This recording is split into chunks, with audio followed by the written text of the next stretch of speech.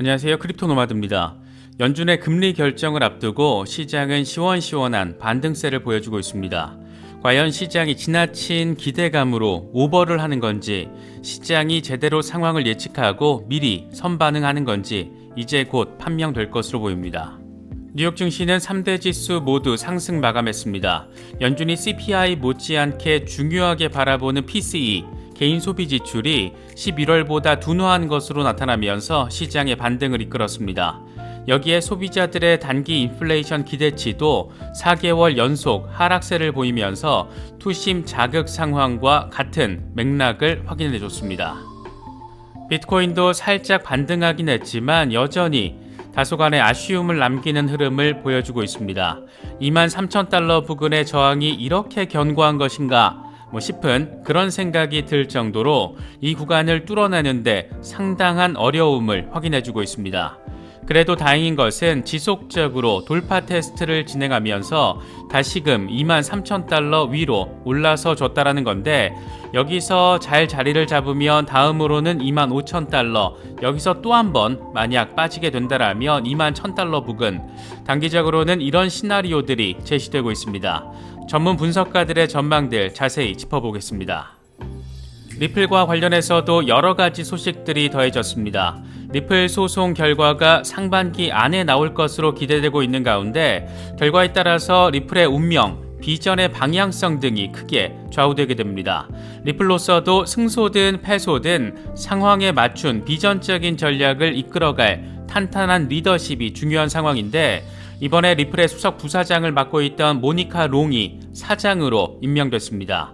리플 ODL 혁신에 있어서 꽤 상징적인 인물을 전면에 내세운 건데, 이게 또 생각할 거리들을 아주 많이 안겨주고 있습니다. 하루 전 시카고 옵션 거래소 CBOE가 비트코인과 이더리움 등 5가지 암호화폐에 대한 거래 지원에 나설 것이다, 이런 소식 짚어봤었는데, 리플의 핵심 파트너이자 후견인 역할을 하고 있는 SBI와 CBOE의 관계성이 다시금 부각되면서 결국 CBOE의 거래 목록에 XRP도 포함되는 것, 이건 결국 시간 문제가 될 것이다, 이런 분석도 제시되고 있습니다. 이런 타이밍에 SBI 홀딩스의 자회사 모닝스타가 자사주 100주당 23달러 규모의 XRP를 주주 보상으로 제공하기로 했는데, 우연치고는 타이밍이 꽤나 절묘하게 느껴집니다. 이건 또 어떻게 바라보고 해석할 수 있을지 하나씩 짚어보도록 하겠습니다. 크립토 블라블라 채널은 이제 서서히 멤버십 컨텐츠 강화를 위한 전환 작업에 나설 예정입니다. 지금까지 전체 공개 컨텐츠로 진행됐던 라이브 방송은 다음 주부터는 멤버십 전용 공개 컨텐츠로 제공됩니다. 멤버십 라이브에 참여해서 직접 소통하며 다른 사람들의 인사이트까지 함께 공유하고 이야기를 나누고 싶으신 분들은 멤버십 회원에 가입해 주시면 됩니다. 라이브 방송 참여는 멤버십 레벨에 상관없이 참여하실 수 있습니다. 다만 라이브 방송 이후 제공되는 라이브 요약본 컨텐츠는 전체 공개로 무료로 제공됩니다. 저희 채널의 핵심이자 제가 가장 많은 에너지를 쏟고 있는 메인 영상의 경우에는 서서히 순차적으로 멤버십 컨텐츠로 전환될 예정입니다. 앞부분의 요약 버전은 전체 공개로 무료로 제공되고, 전체 영상은 크립토 노마드 등급, 그러니까 직장인 이상 등급의 회원들을 대상으로 제공됩니다. 이제부터 일주일에 7개 정도 제공되는 메인 영상들 가운데 2개에서 3개 정도는 멤버십 컨텐츠로 공개가 되고, 순차적으로 7개 모두 멤버십 컨텐츠로 전환될 예정입니다. 무료 컨텐츠와 유료 컨텐츠의 구분이 이루어지게 되는 만큼 구독자분들의 상황과 또 선호도에 따라서 컨텐츠를 소비하시면 됩니다.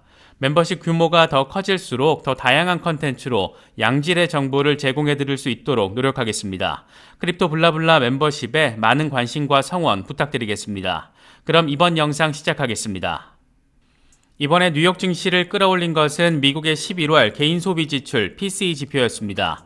전년 동월 대비로는 5% 상승했고, 11월에 5.5%보다 뚜렷하게 완화되면서 15개월 최소폭의 상승을 확인해줬습니다.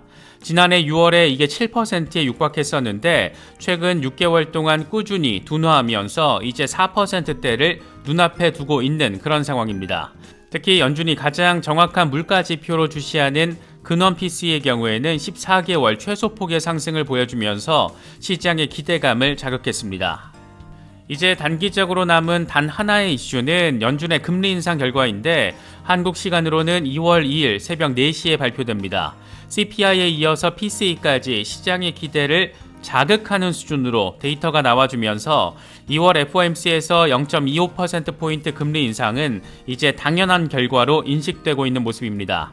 CME 페드워치 금리 선물 시장 상황을 보면 0.25%포인트 인상 가능성이 무려 99%에 육박하는 상황입니다. 재미있는 건 3월 FOMC에 대한 전망인데 금리 동결 가능성이 15%를 넘겼고 0.25%포인트 인상 84% 수준입니다. 확실히 시장은 연준의 정책 피봇에 아주 강하게 베팅하고 있다는 점을 확인할 수 있는 그런 부분입니다. 이런 기대감에 발맞춰서 비트코인도 훨훨 날아가주면 좋겠지만 아직은 23,000달러에 대한 지지 테스트를 진행하고 있습니다. 확실히 이 구간에 대한 저항이 견고하긴 굉장히 견고한데 그래도 지속적인 돌파 테스트 이후에 지금 어쨌든 23,000달러 위에 올라서 있다는 것은 다행인 부분입니다. 공포 탐욕 지수는 하루 전보다 3포인트 빠진 52를 기록하면서 다시 중립 단계로 투자 심리가 완화됐습니다. 비트코인 도미넌스도 별다른 변동폭 없이 44% 수준에 자리하고 있는 그런 상황입니다. 그래도 여전히 지난해 7월 이후에 가장 높은 시장 지배력을 확인해주고 있습니다. 현재 비트코인의 흐름과 관련해 코인텔레그래프의 기고가 라케시 우페드히에는 비트코인이 일시적으로 23,816달러까지 올라섰지만 촛대 긴 꼬리가 보여주듯이 더 높은 수준으로 나아가지 못했다. 비트코인이 23,000달러 위에서 유지하지 못할 경우에 즉각적인 지지라인은 22,292달러이고 이게 무너질 경우에는 20일 지수이동 평균인 21,172달러에 도달할 수 있다. 다만 황소들이 다시 상승 움직임을 재개하려는 시도를 하게 되면 다시 25,211달러 오버헤드 저항에 도달할 수 있다. 반면 21,172달러까지 뚫릴 경우에는 24,400달러 아래로 빠지면서 다시 곰 세력이 주도권을 줄 수도 있는 그런 상황이다라고 분석했습니다. 마이클 반데포페의 경우에는 유동성 테스트를 위해서 일시적인 후퇴가 발생할 가능성도 있다라는 점을 설명했습니다. 이 양반은 두 가지 시나리오 상황을 제시했는데 만약 23,100달러를 온전히 지지를 받아주면 그 다음은 24,000달러, 22,300달러까지 뚫리게 될 경우에는 20,000달러 리테스트, 이렇게 가능한 두 가지 시나리오를 제시했습니다.